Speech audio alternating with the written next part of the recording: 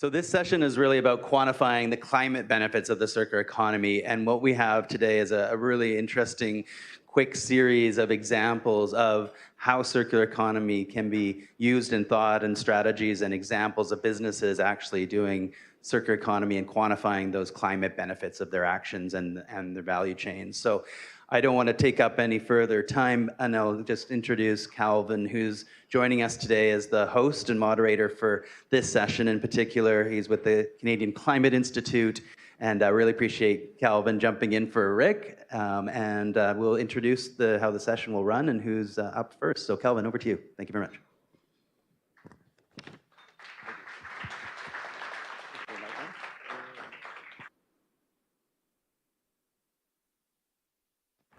Can you hear me? Yeah. Great. So yeah, thank you all for coming for this session on quantifying the climate benefits of the circular economy. My name is Calvin Trottier-Chi, and I'm a research associate with the Canada Climate Institute, Canada's leading climate policy research organization. We produce rigorous research and evidence-based, nonpartisan climate policy recommendations. Recently, we released a new report on the emissions reduction potential of circularity in Canada. And what we've seen is that circularity has significant but underutilized potential. Historically, climate policy has typically been framed as a matter of the energy sector. It's often framed as a transition from coal mines to wind turbines, from drafty houses to well-insulated ones, and then just capturing the rest with sequestration. But as we know, the economy is far less linear. Different sectors influence each other. And if we account for the economic reasons behind energy use, then we can say that up to 70% of emissions are induced by material demand. Climate policy is starting to include circularity in its climate targets. Already, 79 countries directly reference the circular economy in their UN NDCs, including Canada. However, Canada only references it in the context of BC, and we know better than most that setting targets alone is not enough. After all, Canada has not met a single one of its climate targets since it first started setting them in 1990. This time, it's looking to be different, though, because this time, we have a secret weapon: rigorous quantification. Last year's 2030 emissions reduction plan was a watershed moment for climate policy, because it not only set a target, but it set a target based on quantification of where emissions are and where they will be reduced. So it's my hope that we can have our own little watershed moment here today as we push climate calculus a little further with circularity. So it's my great pleasure to welcome to the stage 8 amazing experts who've all done work on making the benefits to material and climate better with circularity. So please welcome to the stage Thomas Elliot, postdoctoral fellow at Ecologie de Technologie Supérieure, Gualandris, feel free to come on if you'd like. Gualandris, Associate Professor of Operations and Sustainability at Ivey Business School and Director at the Center for Building Sustainable Value. Ryan Zizzo, Founder and CEO at Mantle Developments. Darryl, Director of Sustainability at Kaltire. François Saunie, Deputy Director at the International Reference Center for Lifecycle Assessment and Sustainable Transition, or more commonly known as CIRAIG. Sayegh, Senior Sustainability Engineer, and Yoon, Energy Sustainability Consultant from Arup, and Julian Cleary, Senior Policy Analyst at Public Services and Procurement Canada. You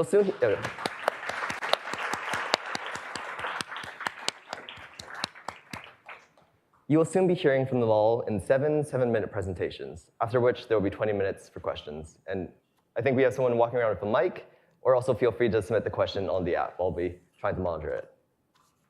But first, we'll be hearing from Thomas Elliot.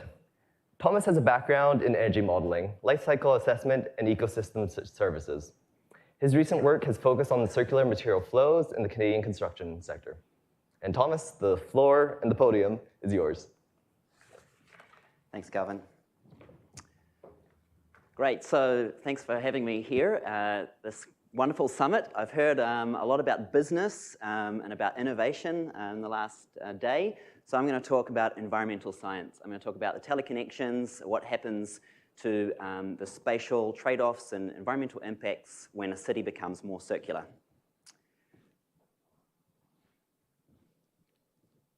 Here we go. So a city has a metabolism, requires resources. These resources tend not to come from the city. They come from places in the province, perhaps, or in the rest of the country.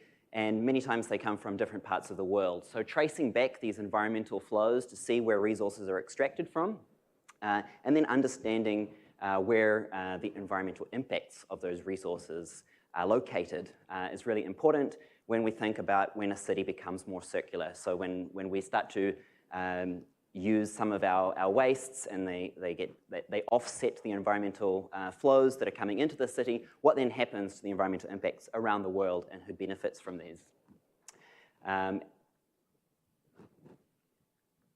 So I'm modeling this using a material circularity indicator that was developed by the Ellen MacArthur Foundation and ANSYS Granta. So the material circularity index or indicator, this is a little bit nerdy. So this is just a way of capturing all the virgin materials that come into a product system and all the waste flows all the way through that supply chain. So there are wastes in the manufacturing and the transportation delivery of the product, and also then at the end of life, of course.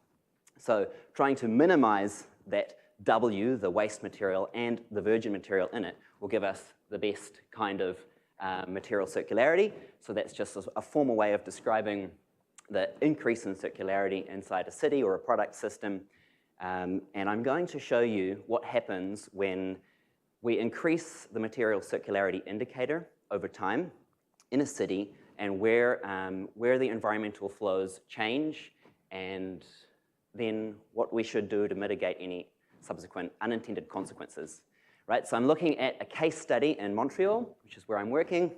And I'm looking at a period between 2017 and 2050, right? So about three decades of changing demands in the construction sector specifically, and with 9 different material categories. So the construction sector is using these 9 different materials, but over time, I'm going to look at what happens when we implement changes to the demand, and what happens to where these impacts are happening. So if we increase the material circularity from 2017 to 2050, you see the little dots, the blue dots and the green dots. Blue dots are where we were at in 2017. If you look at that, those are on the axis on the right side of the screen. They can increase. This is the potential for increasing the circularity of all of these 9 different product categories. So of course, the theoretical maximum is 1, but we don't get there. Some materials don't change because according to the information that I had, it's quite hard to make some materials more circular, for example, concrete products, but I did hear something interesting yesterday about reusing concrete. And down the bottom of the screen, you've got just the portion of where these products are coming from. So you can see that a lot of them, a lot of the products that we use in Montreal are coming from the rest of Quebec, and that changes for the different material categories, right? So for example, lime is sort of half from Quebec and half from the rest of Canada, with a very small part coming from the rest of the world, whereas plastic is like 3/4 from Quebec. All right, so that's important because that then helps us understand where the environmental impacts are happening. When we model out to 2050, we see that when we compare across different environmental impact categories, so you've got acidification, metal depletion, which is sort of quite closely related to materiality, global warming, of course, climate change impacts, greenhouse gas emissions, and down the bottom on the right, you've got water depletion. So these are really important environmental impact categories, and we see trends across all of them in these 3 decades of forecasting where they improve. The increasing in the blue shading is a relative decrease in that environmental impact category, and the pinky reddy color is an increase in the environmental impacts, okay? So if you look at the inset for Montreal, let's say for terrestrial acidification, you see that there's an increase there over the 3 decades.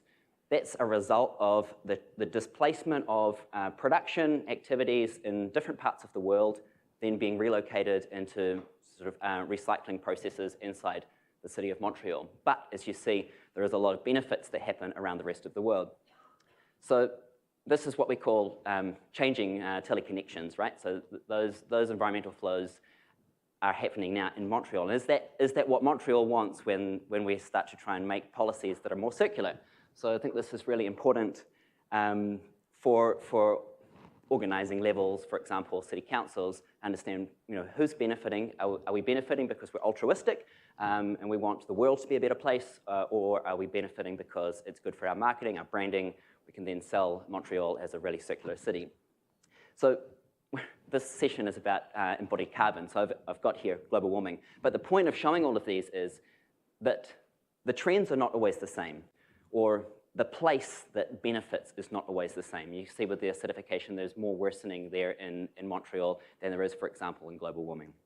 So that's just sort of to understand potential trade-offs, and you're probably getting sick and dizzy of that going around, so here's a still version of it, if that makes you a little bit happier, but basically the same information at 2050. So that's sort of the end point of the model. But then what we did next in this research is we looked at the locations of those impacts. They're not all made of the same sorts of economies. They're not all of the same kind of wealth, prosperity. So we compared the countries, their relative increase or decrease in those 4 different impact categories to the Human Development Index. And what we found is there is a trend for the impact reduction, the benefits of these circular policies, this optimal material circularity indicator, to be skewed towards the wealthier countries. So that's not really a good thing. That's a risk, and that's not necessarily what's going to happen. This is an exploratory model. There are a lot of assumptions in there, and things can change between now and 2050. But this is to show that there are risks that we might increase the environmental injustices, because at the heart of it, circular economy is an environmentally grounded movement that needs to increase environmental justice. There is here a risk that the poorer countries that are already suffering from some of the worst environmental impacts are going to reap less of the benefits. So just some conclusions from that. I said this is an exploratory model, so this isn't what necessarily will happen, but burden shifting does occur within these environmental impact categories across different spaces. That means that we trade one environmental impact for another in some cases, and that happens at different spatial levels between Montreal, as you saw in the maps there, and the rest of the world. But these trade-offs are small. So mostly it's a good news story. Mostly there were environmental impact decreases across all 4 of those impact categories and in most of the spatial levels. But this is insufficient, right? We still have, and I showed you these were relative changes, but we still have an increase in environmental impacts. We're reducing what would have been there with a business as usual case if we increase this material circularity indicator. So we still need to do other things to make the world a fairer and more environmentally friendly place. And so I really liked Emmanuel's comment at the end of the last session that we're addicted to growth, and I would just encourage people to think that material circularity and circular economy is not alone enough, and that we need to link this together with other concepts for social change and economic change. And rather than just thinking about how we can grow the economy and use circularity as a marketing tool, that we need to think that this is about fairness at its heart. So degrowth and maybe other concepts similar to degrowth, post-growth, need to be considered within the circular transition. So, thank you very much.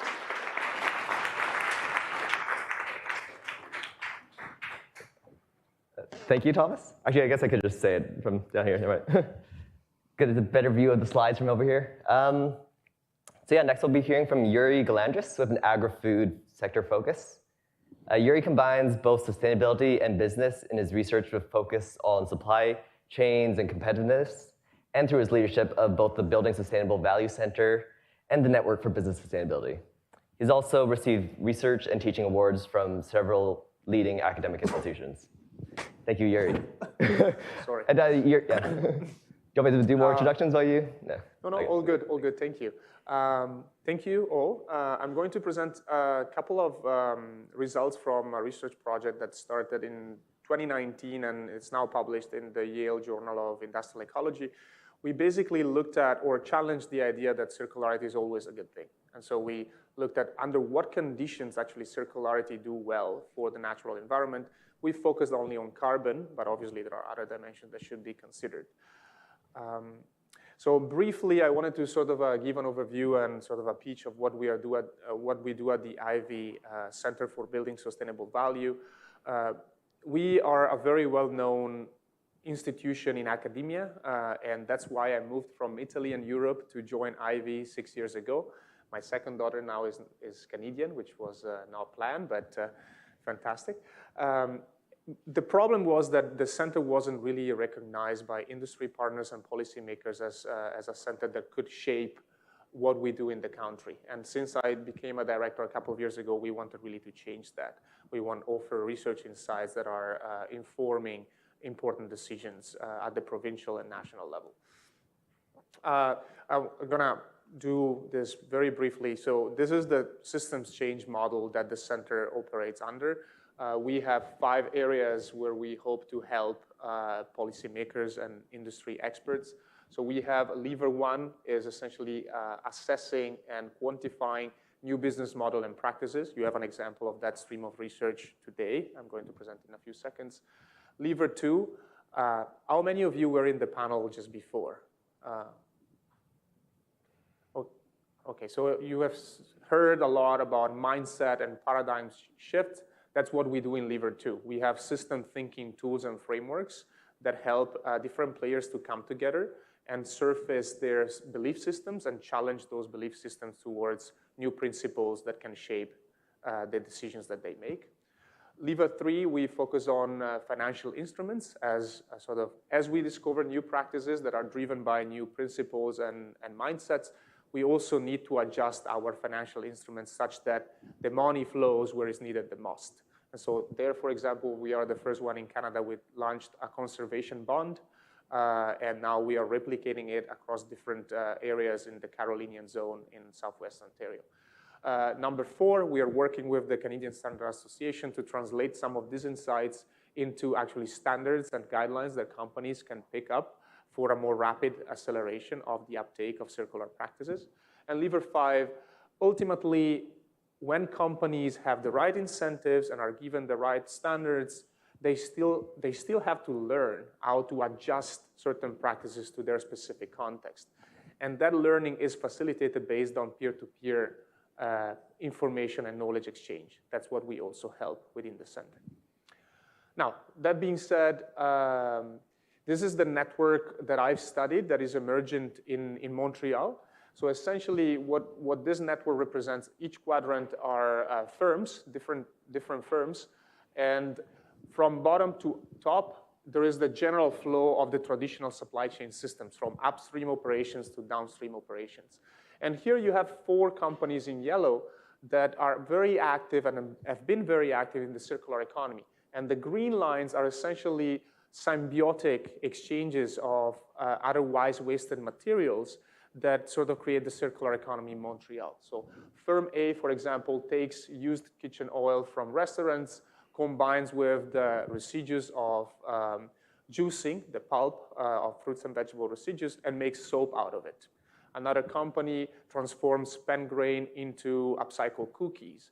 Another company takes the spent grain and other residues into feeding insects that then produce frass and produce protein.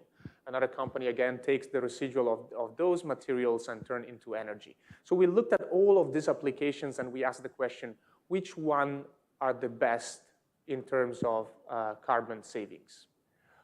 If we have competing pathways through which the material flow that is wasted should go through, which one are the best pathways and how should they be operationally structured to achieve the best performance results? So we published that result into this study. It's publicly available. You can download it from our website. All the things that we do are publicly available, so there is the sort of share IP. What we did, so there's a summary. We studied 2 areas, Montreal, which is what I showed you, but also Guelph and Wellington County. There has been a lot going on there in terms of agri-food. We looked at upcycle opportunities and waste management opportunities for 2 specific type of material streams, wet spent grains and fruits and vegetable residues. The reason why we focused on those 2 is because they are, in terms of quantities, the most wasted materials in our agri-food sector. And also they have generalizable properties to other materials as well. So there is a good generalizability. We essentially analyze all the potential pathways based on a large-scale field intervention where we interviewed more than 80 companies and to understand what materials they access to and how they transform this material. And then we have modeled this with LCA, both the specific cases, but also through a simulation where we changed some of the variables to look for optimal results. So if you have to take away one thing from my speech, is what I'm going to say next. This is how we shaped our mindset. This is our food recovery hierarchy. It's a linear solution to a non-linear problem. What happens when you apply a linear solution to a non-linear problem? That this is wrong. So if you follow this sequence, you might sub-optimize the upcycling of food discards or waste streams, because under certain conditions, feeding animals or industrial uses are actually more sustainable than upcycling materials. So we looked at that, and all of the results are in our report. We then looked at, okay, but under what conditions upcycling to humans is actually good? So we wanted to determine if we want to generalize across companies and we want to tell them, like, follow these prescriptions. If you follow these prescriptions, you are going to be able to say, hey, I'm upcycling this material to human consumption, and I'm doing it in a way that saves carbon. Because, in fact, the circular economy is not always positive, as I just mentioned, from a carbon standpoint. So here is sort of a graph that shows the range of ecological impact that you can have when you upcycle fruits and vegetables and residues and spent grain. And you can go from the very positive, savings a lot of carbon, but under some configurations, you actually do a lot of harm. And so let's see what configurations are. These are the 4 key insights from our research. So first one is geographical scale. From when the point of collection of the waste, all the way through your supply chain processes, back into when you deliver the new product to the market, you have to be within 250 and 300 kilometers radius. If not, you are most likely not saving carbon relative to virgin production and linear processes. So the first one is a necessary but not sufficient condition. What is the next necessary condition? Second, as you collect the spent grains of the fruits and vegetable residues, you have to transform them. So you have to dry them, you have to mill them, you have to mechanically press them, you have to package them. So the technological or production configuration of all those activities should consume less than, let's say, 1,600 kilowatt hours of energy per ton of material upcycled. If you are outside that range, you are not contributing positive to the natural environment. Third one, upcycled products, they have a different composition of fibers, vitamins, nutrients. You have to be at least 80% comparison to the alternative product that you are displacing in the market. So for example, if you are creating flour from spent grains and you are substituting regular flour that is on the market, and that flour has a different composition such that the nutrient present in the other flour is much higher and more nutritious, then once again, you are not positively contributing to the natural environment. And last one is the location. This is only valid within Ontario and Quebec. Otherwise, the energy grid mix would alter the results of the study. Thank you so much. So forget about the slide. The key point here is be careful when you apply linear solutions to complex and nonlinear systems. And third of all, it is important to be context specific. Those are some of the necessary conditions that need to be in place when you upcycle materials. Thank you, Yuri. Oh. Sorry. What's that? I'm going to save that. Don't worry. Next will be hearing from Ryan Zizzo, who will take this discussion to the policy. Does anyone need the? No. Okay. Who will take this discussion to the policy level. Ryan has led several major projects on embodied carbon and life cycle assessment, including with the federal government, several provincial ministries, Toronto, and many large private corporations. He is also on Canada's Green Building Council's Zero Carbon Steering Committee. Over to you, Ryan. Great, thank you. So I'm going to be talking about buildings and policy. My background is in structural engineering. I went to school to figure out how to design buildings. I worked as eight years for a large engineering firm doing LEED certifications across the country. I then moved to Helsinki, Finland for 3 years, where I saw the future of green buildings because they're so far ahead of us in the Nordics. I came back to Canada in 2015 and started my own consulting company working on these issues of circularity, embodied carbon, and life cycle assessment. We now have a team of 11 people across the country working on these issues. I'm really excited to be here and speak to you all. I'll do a quick, brief overview of why I think embodied carbon is important in construction. I'll show you some relevant CSA standards that I want to make sure everyone in this room is aware of. And then I'll quickly touch on some study results for a really groundbreaking study that we just released today. It was just posted this morning. And I will do a quick overview of a brand new Toronto policy that I think you'll all be really interested in. So this is the slide I start with my presentations with when I'm speaking to developers. And I say, when we're talking about operational emissions, we're only looking at the yellow part of that picture. That's the energy associated with heating, cooling, ventilating, and plugging stuff in our buildings. When we're talking about embodied carbon, it's all the other stuff in blue. It's making our materials, transporting them, installing them, reusing them, or replacing our windows or roofs, and then finally all the end of life and ideally recycling those materials. And in new construction, actually, between new buildings built between today and 2050, 50% of the carbon impact of those new buildings are going to be from embodied emissions, and a lot of people don't realize that. So if we ignore embodied emissions, we're ignoring 50% of the emissions of new construction between now and 2050. Why embodied emissions are so important now and becoming more important with time is because of this graph. The picture at the top represents cumulative emissions from a new building. You can see in year one, it's all embodied, right? We've just built the building and we haven't turned on the energy systems yet. So 100% of the emissions at year one are from embodied. But over time, we're heating and cooling the building and more operational emissions are emitted. And over a 60-year period, say, for buildings of the past, at this top example, there's way more operating carbon than there is embodied carbon. That's how buildings used to be. In that situation, how do we minimize carbon? We ignore embodied and we focus on operating. There's way more operating there than not. But that's no longer the case. We've been doing a really good job of making our buildings more energy efficient. Every few years, there's an upgrade to the Ontario Building Code and any other codes across Canada. New buildings today use far less energy than new buildings used to. And the energy they're using is far less carbon intensive, right? We're putting up wind turbines, we're putting up PV panels, we're getting rid of coal.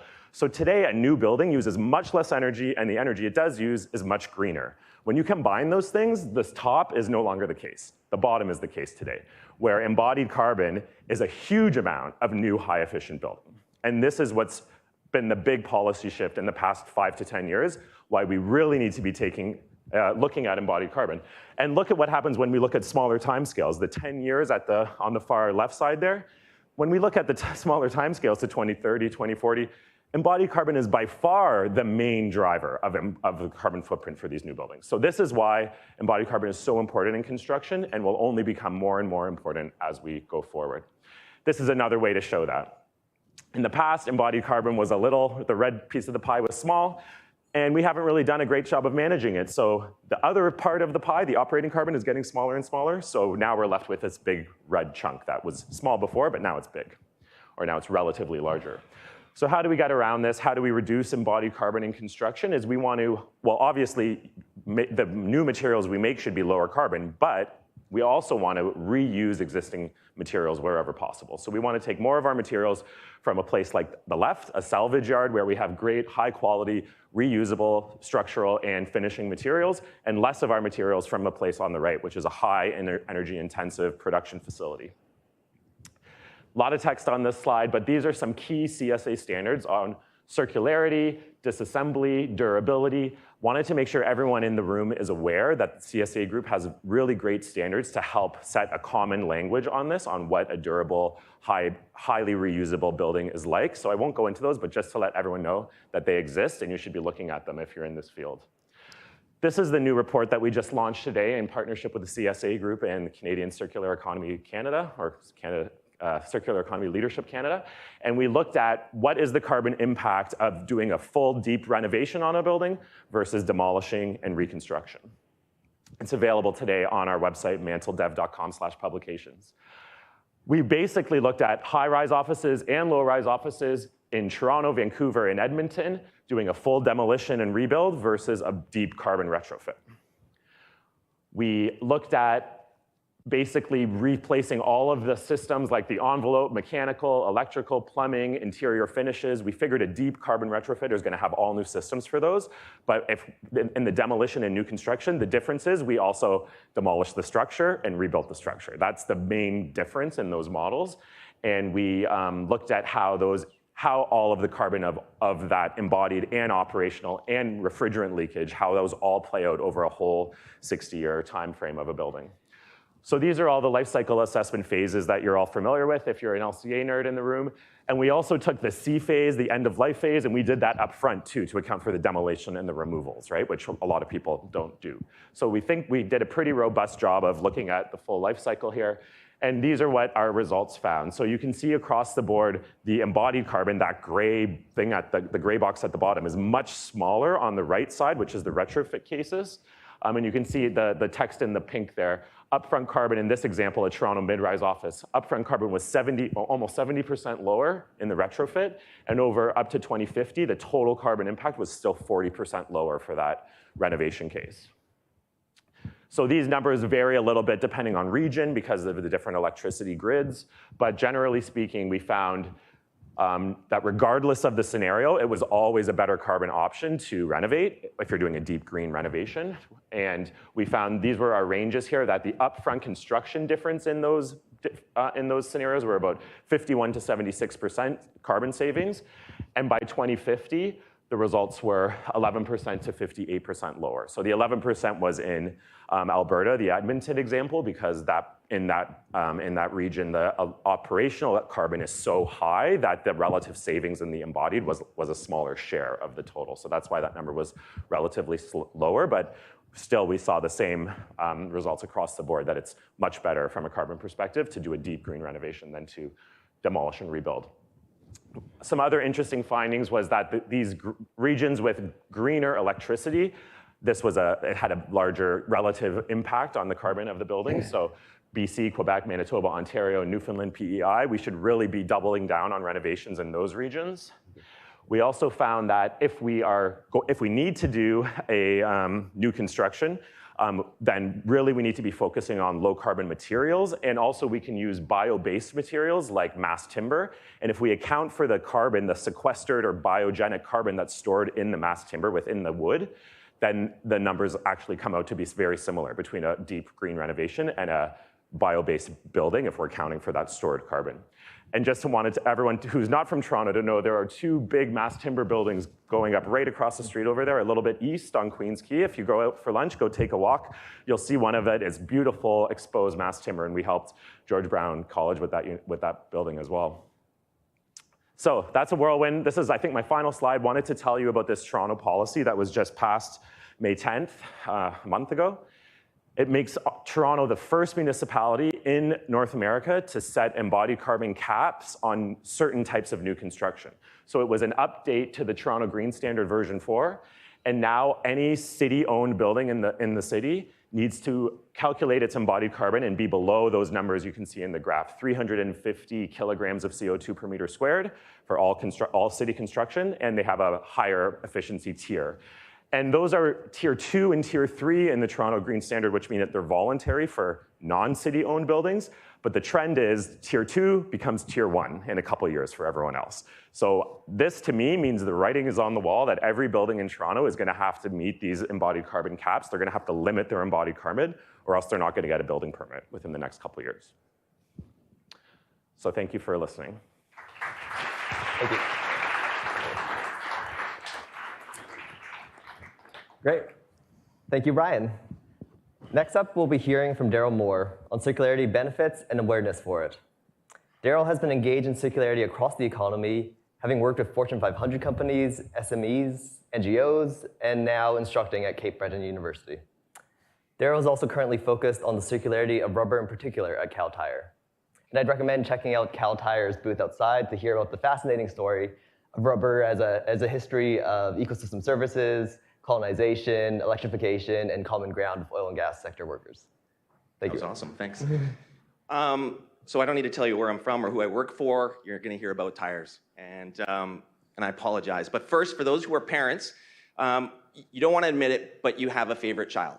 And I have 2 children that I deal with. One is called natural rubber. He's fantastic, he's all natural. And the other one is synthetic rubber.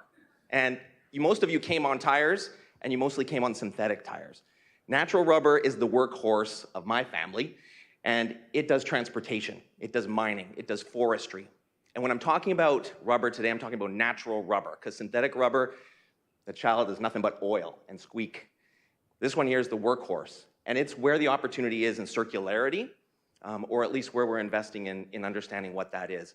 So when I talk to customers about circularity and about rubber and tires, I'm talking to the transportation industry, and they are not the most evolved industry.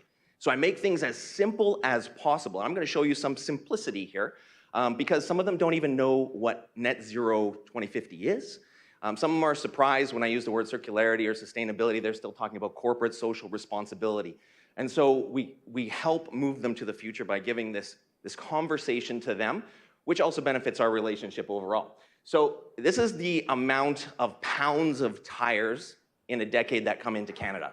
So about 1 billion pounds worth of tires enter into Canada. We don't manufacture many tires, and that means we don't get the manufacturing benefit. Tires come here to die. And so when we have that much waste, we have to look at it as a resource, and we haven't, and it's been very difficult to do. This is what one commercial tire, and if you want to see a commercial tire, we have one out there, is worth by weight of single-use water bottles. Now, none of us walk away from a single-use water bottle. The one on that table, that's mine. I'm taking it with me. I refill it. It's treated well. But we don't, and we frown upon anybody who throws away a water bottle. Yet a single-use tire is purchased and disposed of very, very quickly without a second thought. And we need to move the understanding of a better way to use tires overall. And that's what the calculations that matter to customers in the transportation industry are all about. We don't necessarily, if I used things like a fundamental shift in something, I would lose my audience. If I used some of the equations that you've seen today, gone. They wouldn't invite me back. So we have to make it really, really simple. So this is, I'm going to throw up the LCA, to which you guys are awfully familiar with, in simple terms. So you get the materials, you transport them, you manufacture something, you transport them again, and they get to retail. And that's the cradle to gate. And we measure that for our customers so that they can start understanding their own movement and choices. Because it is choices. It's about a single-use tire versus a tire that can be technologically used for other things like retreading, devulcanization, thermal conversion. This system goes, right now, is very linear. A tire gets shredded into buffings, those buffings gets transported, it becomes a second product, and then it heads down to landfill. And sometimes it's spread as mulch in your yard, and sometimes it's burned within Canada. 17% of all tires are burned as a substitution for coal. So when we have, in a life cycle analysis, I show this little red line, and maybe I can move it to highlight it, that is kind of the point of no return. There's no recycling body, no municipality that collects rubber. It all goes to landfill. And so in such, all the rubber gloves, all the rubber-based products, everything that we use, including tires, heads to landfill. So we want to capture it before the point of no return, and that's within the collection system that exists now. And then we can start applying circularity to it. So the first one would be retreading. The second one would be devulcanization, and the third one would be thermal conversion. And through those 3 circular loops, we can get to what is the best use of tires before they head down the path, becoming another product. Having said that, how do we make that relevant? And so in the use of the life cycle analysis, we do our best to calculate the carbon based on the choices that our customers are making in their tires. So for our customers, we're a scope 3. Right, and they're busy, if they're lucky, they're busy on scope 1 and 2, and they're not too worried about scope 3. But what they do become very aware of is that if they have a measurable piece to give them actual calculations around the carbon footprint of their tires, they will start making better choices.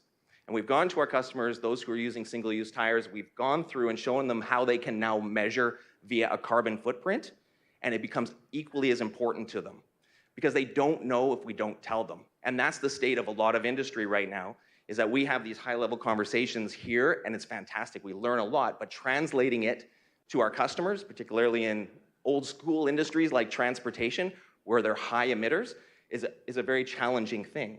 So we build in and we update the LCAs and the calculations, which then become certified so they can have some kind of relevance to them, and they can start using them to make a better choice. And the choice always is single use versus something that allows for circularity. And so we can go back to our customers over and over again, which is why when we talk about natural rubber and we talk about the commercial tires, mining tires, those big, big tires, we do have a solution for circularity. And it's 3 levels of circularity: retreading, devulcanization, thermal conversion that can take us there. It's really about the adoption of that within the system, and that's about understanding and educating. And so when we talk about numbers, in our case, the numbers that matter, the calculations that count, are the ones the customer can understand. Because when we were going to them and said, you've saved 69 house days of energy, or you put something in those ambiguity, they can't do anything with it. But when you give them kilograms or metric tons of carbon and measure that year over year and they see change, they can go back to their board. They can go to their customers with it. They can write an RFP, and that becomes meaningful. And that's the calculations that we do for our customers so that they can start to understand. And I would encourage those who have the influence to do the same thing. If you've done LCAs, don't protect the data as much as you might want to. Use it with your customers to help them make better choices. And if we do that, we'll move a lot faster. That's it. Thank you.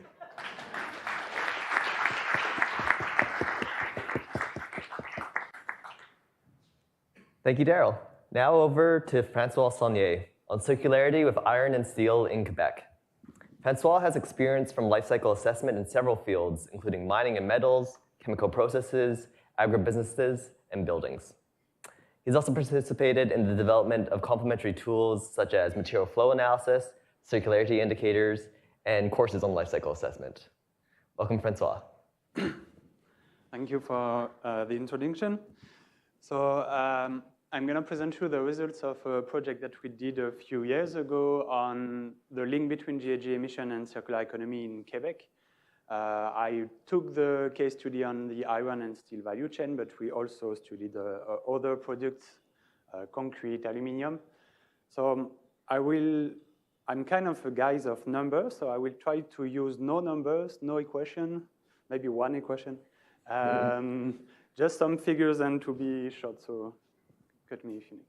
So to study the link between GHG emission and circularity strategies, and to know where circularity strategies could affect and reduce the GHG emission, the first thing that we did is really to have a good understanding of the life cycle of steel in Quebec. So we start from the extraction of iron ore up to the end of life of the steel. Once we know the life cycle of steel, in what kind of product we will use the steel in Quebec, where are the industrial activities, what are the end use of steel in Quebec, then we want to have a better understanding of the flows between all of these activities. So this is the results of a material flow analysis that we did on iron and steel in Quebec. So what we could see is that we are extracting a lot of iron ore in Quebec, but just exporting it. So circularity strategies in Quebec won't touch this part, or we will see the results, but we are also importing a lot of steel from outside for our needs. So when we will implement circularity strategies on the use phase, for instance, we will affect both flows of steel in Quebec, but also outside of Quebec. So this is for the flows, but when we want to study the effect on circularity strategies on the economy, we also need to have a better idea of the stocks. So the stocks of iron in Quebec are in 2 places. We have the deposit that we are extracting and that we want to extract less and less if we want to have a circular economy. And then we have the urban stock at the use phase. So we have still in vehicles that are in use, still in buildings, and with circular economy, what we want to do is to optimize the use of steel in this stock. So we will see some strategies that we assessed. And this stock is really increasing year after year. We had discussion about growth and the fact that we consume more and more products. So once we know the flows and stock of steel in Quebec, what we did in our study is also to assess the GHG emission related to these flows and stocks. So the first GHG emission that we could assess are direct GHG emission. So at the mine, at the steel making plant, we have direct emission from the transformation of the ore up to the steel. And then during the manufacturing activities, we also have some direct emission because we need energy to make the steel products. We also have emission at the recycling, and we had some discussion and presentation before that recycling is not net zero, so it's also something to have in mind. So we have direct emission, then we also have indirect emission. And in fact, most of the time, indirect emission could be higher than the direct emission for several products. So when we talk about indirect emission, we talk about the production of the material that we will need to produce the steel. So at the mine, I will need to produce explosives to extract the ore. So I will have indirect emission related to the production of these chemicals and other products. I will also have indirect emission related to the production of the natural gas that I will need to the steel reduction at the plant. And this natural gas is produced outside of Quebec. So there we could start to have an idea that some circularity strategies will lower the GHG emission in Quebec, but will also affect the GHG emission outside of Quebec. So from a global perspective is really good. You want to reduce GHG emission everywhere. If I'm a policymaker that wants to improve GHG emission in Quebec with the use of circular economy, maybe some strategy will be better than other ones if I'm just looking at the Quebec or my region in terms of what kind of strategy I could implement. So two types of emission, direct and indirect emissions. And then I could also consider in my study the indirect emission related to the use of the steel. So if I consider a car that part of the car is made of steel, I will need fuel to move the car. So I could allocate some of the emission of the car to the steel that is in the car. And we will see how it could be used to assess the potential of GHG emission reduction from the implementation of circularity strategies. So as for the production, we have indirect emission that are in Quebec in the use of the car, but also indirect emission outside of Quebec. The production of the fuels or the extraction of petroleum that will be used by the car will be also outside of our boundaries in terms of emission. And then the last category of emission that we could consider are the emission from the production of the steel that we will import. As I mentioned before, in fact, in Quebec, most of the steel that we will use are coming from outside of Quebec as semi-finished or finished product that we will import. So we will buy a car that has been made in Ontario or in Japan. We will also, maybe for the building sector, we will buy some products made from steel that are also coming from other provinces or other countries. So it's good also to have an idea of the impact of this, the emission related to the production of this material that we import. So this is for the first picture of the link between flows and GHG emission in Quebec.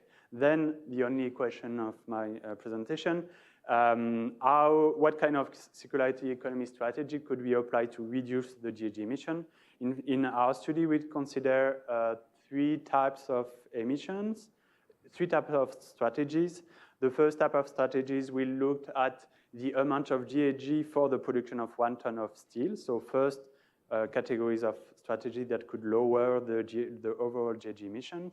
Then we have strategy that looked at the quantity of material that we need per product. So lower the quantity of steel per vehicles or of steel per buildings. And then we have strategy that looked at the quantity of product per service. So for so lower the quantity of car needed for 1 kilometer, for instance. And if we apply all these strategies to the previous picture, we have the potential of reduction of GHG emission in Quebec and outside of Quebec from the implementation of all these strategies. So in light color, you have the potential reduction for the application of the 6 strategy that we studied. So we could see that reduction could be both inside of outside Quebec, could be both to direct and indirect emission. So I don't have the time to explain more the figure, but if you want to know more about the study, there is a report on this that unfortunately is only in French.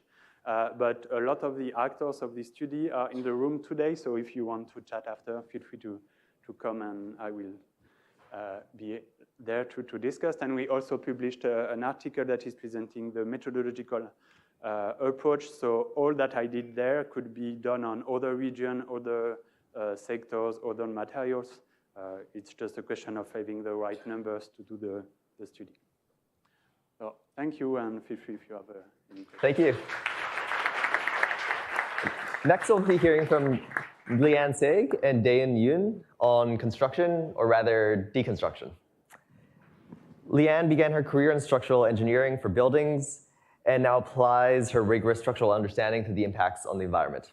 In her work, Daeun has a particular focus on circularity, decarbonization, and holistic sustainability frameworks, and brings additional knowledge through the certification as passive house designer and envision sustainability professional. Over to you both. Thank you.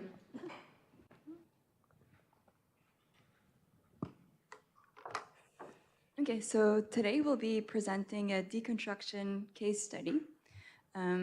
So the overall project involves the deconstruction of an existing building and then the new construction of a new building on the same site. The Arup mandate focused on the deconstruction aspect of the project. And our goal was to showcase to the client deconstruction and material reuse as a decarbonization potential for existing buildings in terms of embodied carbon management and resource management. So for our deconstruction assessment, we based ourselves on the 9R framework, where from R9 to R0, we increase in circularity. And so by using this framework, it helped us assess the existing materials and with the aim of retaining their highest value. We also used the shearing layers, the concepts of the shearing layers for the deconstruction feasibility. So as part of our assessment, we created a roadmap to circular scenarios. We wanted to provide this to the client as a decision-making tool, but we also wanted to present key concepts such as safety, design states, feasibility, and impacts. So this was really the evaluation framework that went into the analysis of the materials, of the existing materials. And so we really wanted to improve the circular improvements and to move away from business as usual. So the carbon assessment was actually done in the impact benefits, and Daeun will speak to it. Thanks, Leanne. Oh, okay. Thanks, Leanne. So let me walk you through how we broke down carbon of evaluating demolition versus deconstruction. So you've all seen this LSA slide before, so I won't dwell too long on it. But really the overall objective here was to evaluate the impacts and benefits of deconstruction. And the goal here was to make this project better than a typical demolition project. So focusing on carbon, we looked at the product stage, so the A1 to A3 emissions, end of life stage, the C1 to C4 emissions, and also the D module, benefits and loads beyond the system boundary. So starting off, we looked at what was embodied within the existing building. And this was really important to evaluate to see where the potential savings could lie. With this specific building, the embodied carbon was within the rebar, concrete, insulation, terracotta bricks, and structural steel. And so we knew which materials to prioritize for reuse, repair, remanufacture, and other 9R recommendations. Second, we looked at what the current business as usual scenario is for these materials at the end of life. We found most of these materials unfortunately go to landfill. However, a handful of them are currently recycled, so we took into account the benefits and loads beyond the system boundary. And finally, we're all here to hear about deconstruction. So we looked at the material salvage and reuse potential of each of these priority materials. And we found that there is actually a high potential of savings of embodied carbon. We also took into consideration the end-of-life impacts for deconstructing the building as well. So let me walk you through an example. This is an example of structural steel that we assessed in the building, and this is based on the quantity and the carbon intensity of steel, as you've seen in the presentations before. And in the business as usual scenario, we found that steel is currently recycled, so we took into account the end-of-life emissions as well as the benefits of recycling steel. The net impact was actually a carbon savings of 12 tons of CO2 equivalent for the business as usual scenarios, which is pretty good, but we wanted to make it better. So we recommended reusing the structural steel instead of recycling it. So we took into account here again the end-of-life emissions associated with deconstructing it, but also a significant improvement in the carbon savings of reusing rather than recycling it. So with this, comparing the R3 scenario versus the R8 recycle scenario, we're saving 5 times more carbon by proposing this. So just to close off our presentation here today and just summarizing our methodology of breaking down carbon of demolition versus deconstruction. First, we want to evaluate the existing embodied carbon within the existing building. Second, we want to look at the business as usual scenario of what these materials look like at their end of life. And finally, we want to evaluate the potential savings of deconstructing the building. And it's really important, we found that by deconstructing the existing building, that this is a really impactful and very valuable methodology and circular economy pathway, but also a socially responsible pathway of thinking of materials at their end of life and really think about how we're allocating our carbon budget in the built environment. Thank you.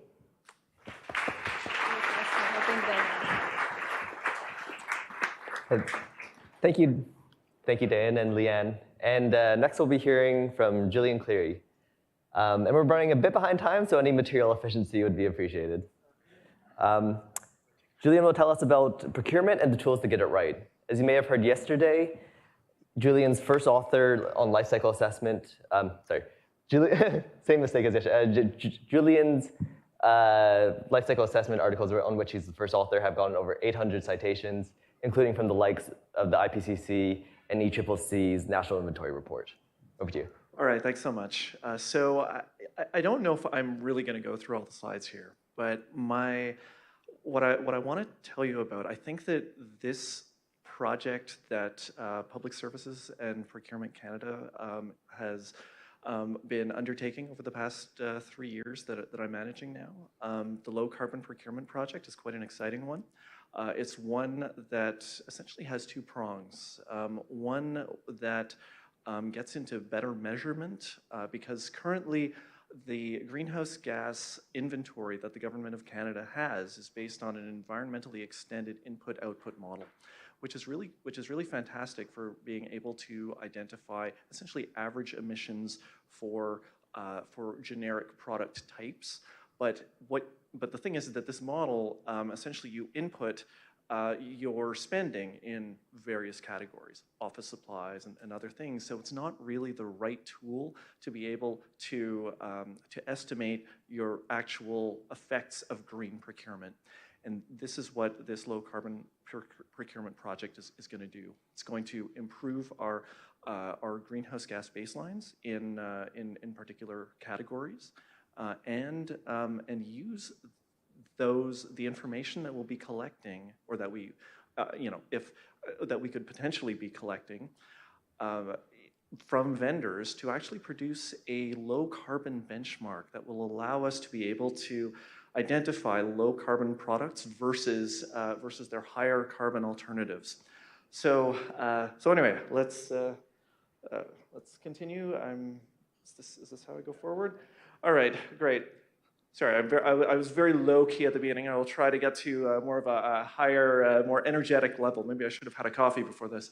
Anyway, so yeah, I'm going to provide you the context and an overview of the LCPP and its objectives, and present the methodologies and tools developed by the LCPP per product category. Now, just to give you a bit of background, so hey, we are a really big procurer. We spend $30 billion every year. PSPC, my home department, is responsible for $24 billion of those dollars. More than half of the money goes toward professional services. Now, the low carbon procurement project, it was a project that was funded by the Treasury Board Secretariat's Greening Government Fund over 3 years, $700,000 that we received in order to produce 3 carbon footprint methodologies in 3 high impact categories, and then to use this information to be able to produce better greenhouse gas baselines and to be able to better distinguish between high carbon and low carbon products, so that we can actually have some incentives to be able to essentially green what we procure. Now, year 1, generally a literature review, looking through best practices, picking which ones would be the optimal the optimal categories to choose for these methodologies. Year 2, development of the methodologies. Year 3, developing the greenhouse gas footprint tools and stakeholder engagement. So what are the 3 categories that we chose? First of all, office furniture is an area where there has been a lot of work already done. There have been a lot of product category rules to produce EPDs, or environmental product declarations. So around 60% of the furniture that we procure actually already have EPDs associated with them. Light duty vehicles, we have got light duty vehicle targets, a very ambitious one where 100% of the Government of Canada's vehicle fleet will be zero emission vehicles by 2030. And if the average vehicle lifespan is 7 years, we got to do things now. So there's that. Professional services, hey, it's the largest category in terms of spending. So that was the 3rd one that we chose. All right, in terms of office furniture, let's get into the methodology. This one, we developed it with the support of WSP Consulting, to essentially align with BIFMA, the Business and Institutional Furniture Manufacturers Association. They put together PCRs, or product category rules, for workspaces, for seating, for storage, and we put together actually what I consider probably the most sophisticated greenhouse gas calculator for furniture around. That was put together in Microsoft Excel, where essentially let's see. Here's a quick look at it. It's got a lot of worksheets. It's got some a lot of pull-down menus and emission factors, where essentially the vendors would be able to essentially put in the details about their about the their energy use materials and so on, and then the emission factors would automatically convert that into an overall carbon footprint. There's a data quality assessment as part of this tool. So here's just a quick look at that. In terms of light-duty vehicles, that is something where we did something fundamentally different. The vehicles are some of the most complicated products that you can procure. They have thousands and thousands of parts coming from many different places. So in fact, what we decided to do is to work with the National Research Council, who put together a really excellent life cycle assessment model that in fact, it shows their publication in Journal of Cleaner Production. Well, we decided to ask them, because the way it was designed was not really good for procurement. So we asked them to adapt this model, first of all, to move it from a commercial LCA software into an open source one, OpenLCA, but also to be able to compare by vehicle model, and because the way it was only the average passenger vehicle. We wanted to have different sized vehicles. We wanted to have pickup trucks, SUVs, and essentially sedans, and that really goes over most of the light-duty vehicles that we've got.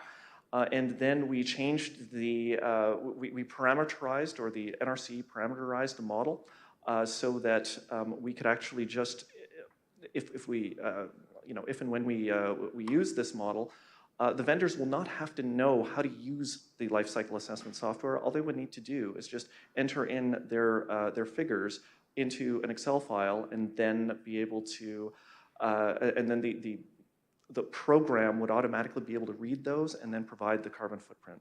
So I think that this is, I probably have, my 6 minutes is probably up, so I fit as much as I could in here. So I think I'm just going to go to, the potential phase-in approach. So what we're hoping to be able to do is to use these as data collection pilots next year from contract suppliers. Year after that, then to be able to use this collected data to be able to produce greenhouse gas baselines and low carbon benchmarks. And then the following year, we're gonna sort through the flaws and make it as optimal as we can, and hopefully we'll be able to do some, have some major incentives for low carbon procurement in these categories. But but there's a lot more plans than this. But I can't fit everything in 6 minutes. But hey, if you want to know more, I did a presentation yesterday that was 15 minutes long. Actually, it was more like 17 or 18 minutes long. Download those slides, and you'll get more information. All right? Thanks. Thank you. Thank you, Julian, and thank you, all of you, for such concise presentations of such incredibly complex information. It's really a feat. Well, we have time for a couple questions. And while the mic finds someone in the room, there's one question on the app with 4 upvotes. How do we bring about degrowth when success is measured by GDP? And I'm going to add the implied question, how are we doing in measuring alternative metrics of social well-being and including that in assessments? I'll throw it to you for having mentioned degrowth, and then for Julian for mentioning other types of impact yesterday. Was the question, how do we bring about degrowth when everything's measured by GDP? Yeah, and then how are we doing in other alternative measures? And keep it brief if you can. I'm not an expert or a researcher in degrowth.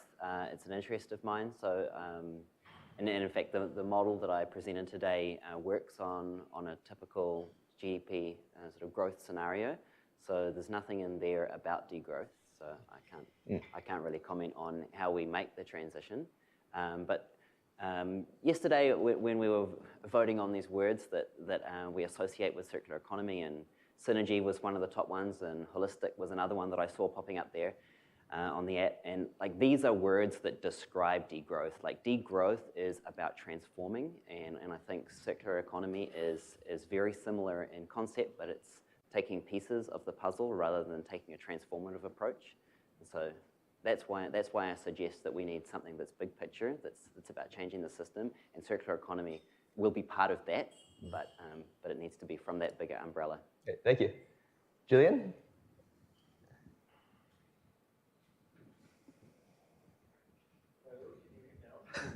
No one can hear. Okay, now people can hear me. So hold on. The question was about metrics other than climate. Other than GDP. Other than GDP. Yeah. You're saying. Well, don't give that question to me. I don't know. No, I mean, you know what? Can I say pass? Sure. Go ahead. I could comment on that. I think based on something Julian said, which was really important, which was don't use finances to estimate your carbon footprint. Right? He says that's what the government was doing before, and that's what we did with a big developer we're working with to help them calculate their Scope 3 emissions. But if you're measuring your carbon footprint based on the dollars you're spending, the only way to decarbonize is to spend less money and do less business, which is not a recommendation we're giving our clients, right? So you want to calculate your carbon footprint based on the actual materials you're procuring, not on the dollars that you're spending on those materials. Yes, what he said. Ryan, thanks. Thank you so much. I got you. Thank you for rescuing me. François, is this burning, or do we have time for a second question? Just because I disagree with what he said. Bring it on. Right, because we did the study on estimation of the carbon footprint of the procurement of Canadian government based on dollar. And if we want to do the same study using numbers, we don't have the data to do it. I mean, we can't quantify the numbers of each nails and et cetera that the government will buy to construct the building. So what the study that we did is good to have a first scoping of the overall emission and to highlight where are the main sources of emission in the government. And then we could move to physical flows and specific buildings and data. But I think the economic first study is also useful to have a first assessment of the whole procurement of the We have to collect government better data. So then we could work on refining the economical model that we are using, and it's what we are doing in our research center, is really to refine the model to have a better overview, more sectors, more information, but I think we should not say it's useless. And oh no, it's not useless, but we need to do better. We need both approaches. More data, sounds good. I think the question was really challenging us and pushing us in a different dimension. Probably we don't have the answer, but GDP is capturing only transaction in the throughput measure. It's not a measure of the value that is already nested in society. We don't have that measure, and so we need to think about what does it mean to quantify? What does it mean to measure? We can quantify a lot. We might not be able to measure a lot, and then we need to question, do we have to measure in order to act in a certain direction? Because some are just impossible to measure certain dimensions. So spend time outside this panel to have a beer with you guys and build relationships. Those relationships are not going to be useful maybe for the next 3 years, and maybe something happens that requires me to reach out to some of you, and I have that relationship, and at that point, in that context, the relationship becomes valuable. How can I capture it? It's not. So I think it goes back to what we are trying to achieve. Are we trying to achieve a low-carbon economy, or we are trying to achieve a resilient economy? If we are trying to achieve a resilient economy, then we should invest much more in social interactions. We should invest much more in family time, because those have value, and that value manifests sometimes in our life.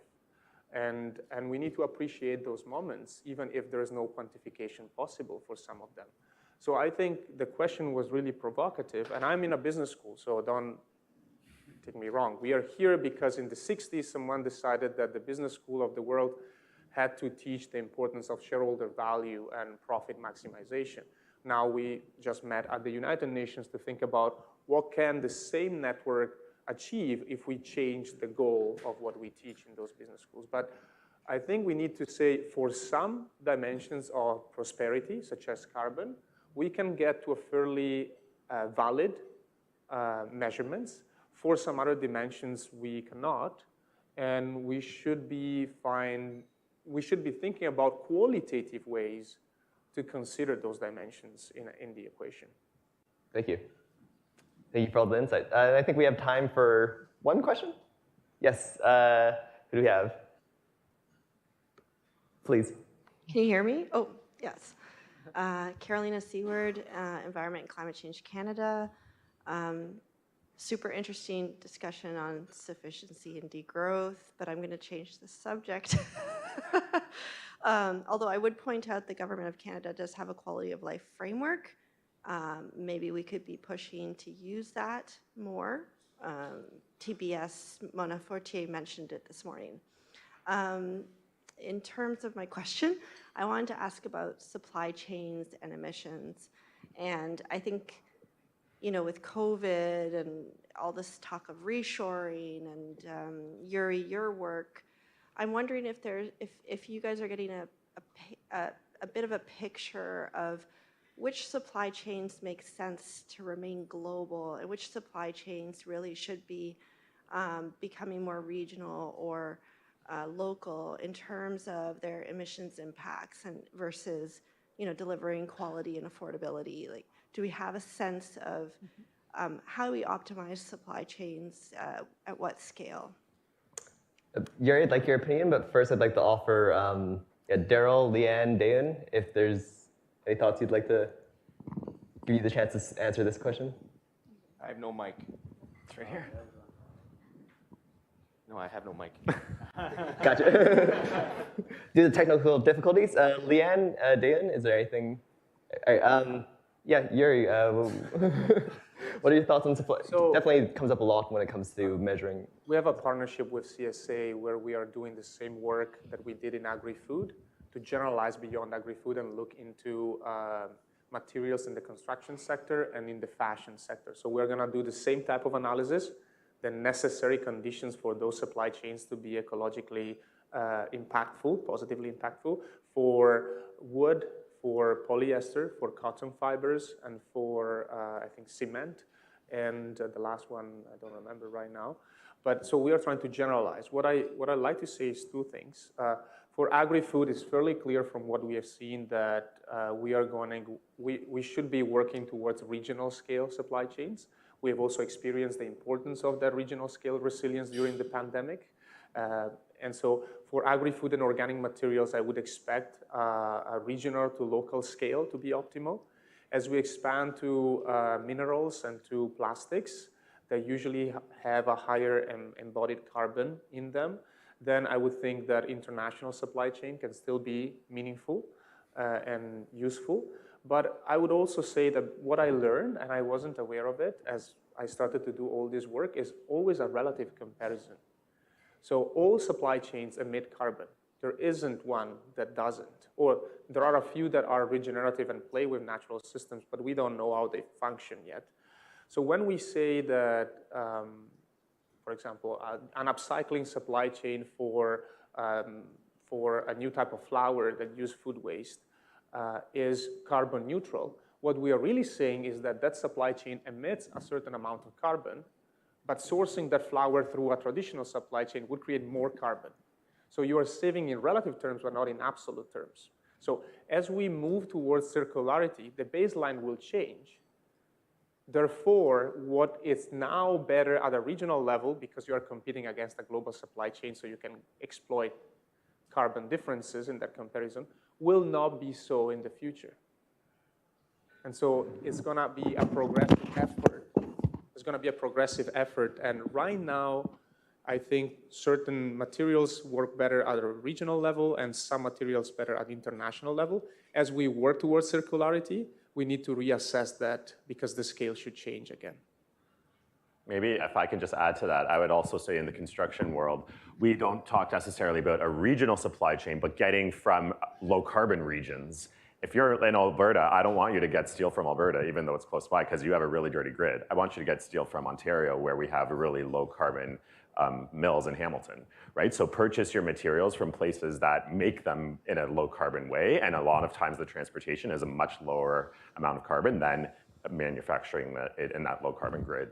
And can create demand stimulus for those provinces to invest in alternative materials, because if your customers are going away to another province, then now you have an incentive to improve your local technology. And I go back to, we need better data, right? I have a steel fabricator client based in St. Catharines, Ontario. They buy their materials from a steel supplier, and they don't know where the steel supplier gets the data from or gets the material from, where it's manufactured. So you'd think it would be very easy for them to understand what their carbon footprint is, but because there's a number of layers between, we don't have good visibility as to the actual mills they're coming from. So for me, it all goes back to, we really need better data of what we're making and where it's coming from. Yeah, I definitely think better data is a key takeaway from this conference. And I see people coming in through the door, so I think that's about sign of time. Again, thank you so much for going through so much material so quickly, which sounds weird to say at a circular conference, I realize, but big round of applause for our amazing speakers. Thank you.